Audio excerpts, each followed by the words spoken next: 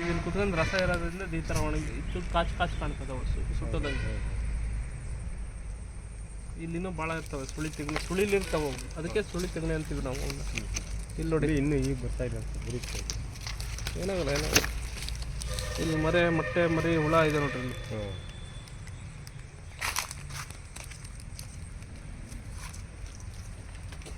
ಇಲ್ಲಿ ಹೇಳ್ತೀವಿ ಅದನ್ನ ಇವಷ್ಟು ಗರಿಗಳು ತುತ್ತಾಗ್ತವೆ.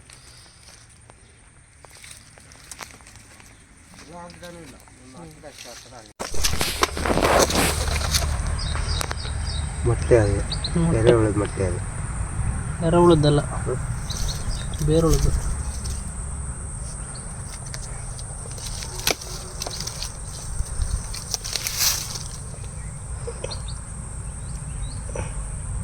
ಹೋಯ್ತಾ ಅಂತ ಗಿಡ ಅದು.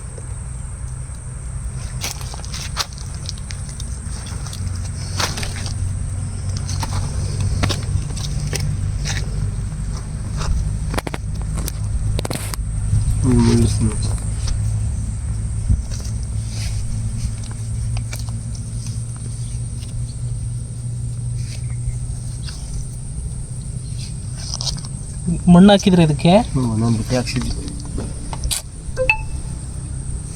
ಬನ್ನಿ ಹೇಳ್ತೀನಿ. ಶೀತ ಜಾಸ್ತಿ ಆಗುತ್ತೆ.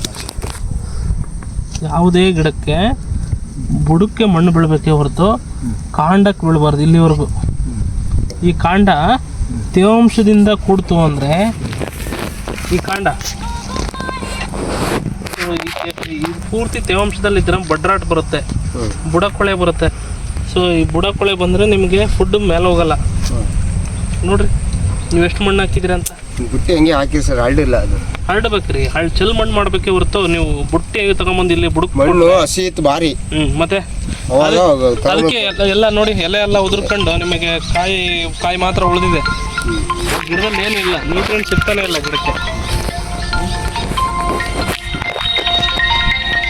ಮಾಡಬೇಕು ತಳ್ಳಗೆ ಒಳ್ಳೆ ಗುಪ್ಪೆ ಕೊಟ್ಟಂಗಾಗೈತೆ. ಮತ್ತೆ ನೀರು ಹಿಡಿದಿದೆ, ಸಖತ್ ನೀರು ಹಿಡಿದಿದೆ.